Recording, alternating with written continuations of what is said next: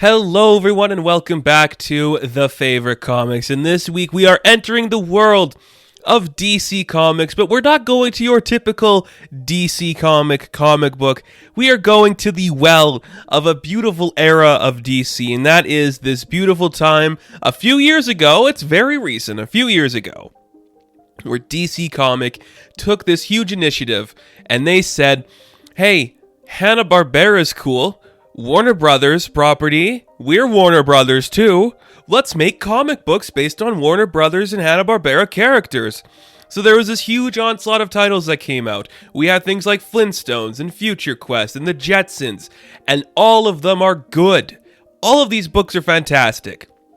But there is one in particular that stuck with me, and it's one as soon as I read all 6 of those issues. Every time I think about this book, it just reminds me, this is such a perfect illustration of comic book storytelling, of film storytelling, of telling an idea about like Broadway and music and all of these things that we all love and revere. And it's such a beautiful culmination of those things in the form of a comic book focusing on Hanna Barbera cartoons. That, of course, is Exit Stage Left, the Snagglepuss Chronicles. Now, I know some of you younger people who might be listening to this are thinking, who the hell is Snagglepuss? Well, imagine like a really gay Pink Panther mixed with like Scooby-Doo. Like, that's how I would describe him to you. Snagglepuss is one of those classic characters who's just kind of like smarmy and fun and charming. He was one of those characters that you would see in like your Saturday morning cartoons. He was part of like that little gang, there was like Huckleberry Hound and Quick Draw McGraw. He was part of that whole thing. You got, like, young people don't know a lot about Hanna Barbera. That kind of upsets me because I'm a huge Hanna Barbera fan. My Hanna Barbera runs deep. Like, these characters are so cool and fun to me. So the idea that we are taking these characters that you kind of love them, you know who they are at the very least, and we're going to be telling a different kind of story with them, is amazing. And the story we got for this story, like, holy shit, is it just everything I look for in my storytelling. It's everything I love. It's the kind of story that I'm really pissed that I didn't come up with. That happens so few times in comic books where I read something and I'm like, how have I not thought of this exact idea? I love it so much. So before we get into who's writing this, because I want to talk about that, I want to say, here's what the book is about. You remember those Saturday morning cartoon characters? Snagglepuss, Huckleberry Hound? You love them, you know them. What if they were in the 1950s? What if Snagglepuss was accused of being a communist because the plays he is writing in New York City in the 50s are a little too red for the blood of the city? What if because on top of that, he was secretly closeted and hiding the fact that he is a gay character in a world that isn't accepting of him, but somehow everyone around him comes to him with their problems because he wants the world to be happy, but he is hiding himself from the world. And maybe the fact that he's hiding how he is and who he is why people think he's a communist. Does that sound like a story you'd expect from Hanna Barbera? It doesn't! It's brilliant, and I really think a lot of that has to do with Mark Russell. Now, I love Mark Russell. He is one of the few guys in comic books that has written so much stuff that I don't think any of it is bad. Some of it's not my favorite, but none of it is bad. This is still my favorite work of his, just because it's so true to the kind of writing he is good at. It's a breezy 6 issues. We're focusing on the character. We're getting into the world. We're playing around with history and doing like this satirical stuff like, oh, here's the Clint Eastwood type. Here's the Marilyn Monroe type. We see them as these people. Where are they going to go in the world? That is really cool to see. It's really fun. It has this really interesting sense of power about it. Like, it's such an impactful story because it doesn't shy away from the fact that it might be hindering his life or the life of people around him what Snagglepuss is doing. He's not this perfect clear-cut character of like perfection and this beautiful man personified. He has struggles, he has issues, but he's still fighting towards what he believes in, which is another great theme about this book that I love so much. I'm somebody who loves the idea that we are telling a story within our literature. Or we are telling a point, we're trying to get our point across in our literature about something. I think a prime example of what that could be is in a modern setting, if you watch Mank, you could see that Herman was really just like, I'm telling you why William Randolph Hearst was a bad guy. That is what I'm doing here. And the idea is in Snagglepuss that what we're seeing is the plays that he is creating are showing a side of the world, a side of the American dream that might go against what the actual government thinks should be the American dream. And because of that, we are scared. We have the Red Scare going on. Is Snagglepuss a communist going against these people? That is a great threat, a great story to see. It's so beautiful and intense, but it makes sense for Snagglepuss as a character. It makes total sense that that is where Snagglepuss would go in this world. We are telling these kind of bolder and off-the-cuff stories. It's very intense and cool. I just love it so much. I love that era of like 50s Broadway. Everything's like this beautiful, prestigious thing. You know, everyone wants to make it in the movies, but not everybody can do it. Everybody wants to, be famous or be a celebrity. And sometimes maybe you shouldn't go this route. Like Arthur Miller plays a role in this story. Joe DiMaggio plays a role in this story. All those famous people of the time period, they have a role in this world because they are a part of this world. It's New York. It's the world you know and you respect. You know everything about it. And I love it too. Like we see this angle of his friendship of Huckleberry Hound, which isn't something I expected to see. Going into this the first time, I'm like, what are they really going to do here?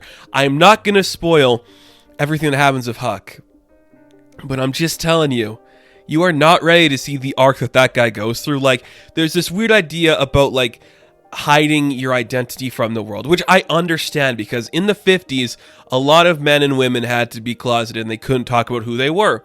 And the book really plays it in, like, a straightforward way. It's not, like, revering these people for being themselves, or it's not, like, saying, oh, like, we should beat up these certain people. It's like, you are trying to be who you are and you're scared of showing yourself to the world. Whether that means you're a communist, whether that means you are gay. It's such an intense, fine line that is drawing between the two. It is so incredibly smart, so poignant. There's Huck's story.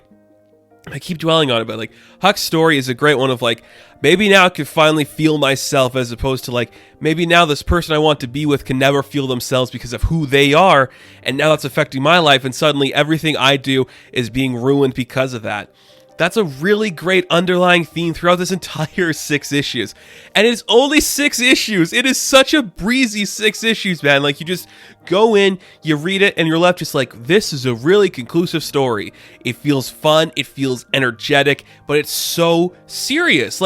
This is something I talk about a lot in comic books too. You could play the serious note. You can go to serious depths and have your dark, mature, gritty stories, but they don't have to be brutal or gory or edgy or violent. They could just be this is the real world. We don't like it, and the only way you're going to read about it or want to care is why you see it through cartoon characters in a different setting. Because if this book was just straight up some random white boy, is anybody going to think it's the same impactful feeling as something else? It gives off some very Dalton Trumbo vibes, which I understand. That is probably a well you'd dive into to get your information from. But I like it a lot. There's something so unique about this book that I really don't think anything has really captured that feeling before or since. I just remember, I've read all of the Hanna Barbera stuff. I think they're all great. Mark Russell even did some of the other ones. They are just fantastic pieces of literature that show you can take these silly characters and do something gritty with them without compromising what the core values is. So we're taking these cartoon characters, we're going to the 50s, we're going to be writing plays, we're going to be working on stage, we're doing all these fun things. We're giving this dramatic and serious tone, but we're also going to be it's the 50s. We're going to be talking about the problems of the 50s. If you are a gay man, you are afraid for your life. There's one spot you feel comfortable. What happens if that place gets raided and the police come after you and you're being beaten up and brutalized for something you didn't even do? It's just who you are. How does that affect your work when you realize maybe trying to say this thing about the world is going to make people think I'm a different person than what I am, and now the whole world thinks I'm this thing that I'm not, and you can't show them who you really are because that's going to make it even worse. And it's a Snagglepuss book. It's a Snagglepuss book. That is just the part that just drives it home for me. I'm just amazed that somebody said, we are going to take Snagglepuss, that sassy pink cat, and make it into an intense drama that doesn't hold anything back, doesn't compromise its story. It shows you why we love theater, why we love actors and characters and storytelling. It's another one of those stories, which I talk about a lot, that's just such a writer's writing. You know, it feels like a writer wrote this. And I love that feeling when you're like somebody who is passionate about theater and art and all these important things that we love and we revere and we cherish. When they are writing about the things they love, you can really feel it in the art. And especially when it's something like a cartoon character, like you can go to those different areas, allow for like the extraordinary to happen, but in the realistic world. It's amazing. I will describe it to you as this. Imagine a Snagglepuss story set in the world of BoJack Horseman. That is the best way I could describe it to you. That is the feel it's going for. That is the intensity of it. That is the power of it. And that is the magnitude of this story. Snagglepuss, exit stage left, the Snagglepuss Chronicles. It is one of the best written, most interestingly creative things DC has put out in the past 10 years. It is a great representation of what you can do with a medium and what you can do with a kind of forgotten character. It can show you what you can do in comic books in terms of like talking about theater and stage and Broadway and all these things, which isn't an angle we see a lot of in comic books. But if you read this, you're going to be like, I want more of this. Maybe not of this story, but I want more of things like this. Like, I'd like to see another story of, like, Quick Draw McGraw. You know, I'd like to see another story of Huckleberry Hound. I'd like to see different interpretations of those characters in this kind of world, because that is how this book feels. So intense, so real, so visceral, just amazing. And that is why it is one of my favorite comics. Absolutely breathtaking. So thank you guys so much for watching this video. Be sure to like and subscribe to the channel. And if you're watching this on the podcast feed, I should say if you're listening to this on the podcast feed, please give us a rating over there. It helps out a lot. As always, you guys can check me out on Instagram, Patreon, Twitter, all that good stuff. And I will catch you in the next one. Have fun. Stay safe. Good luck.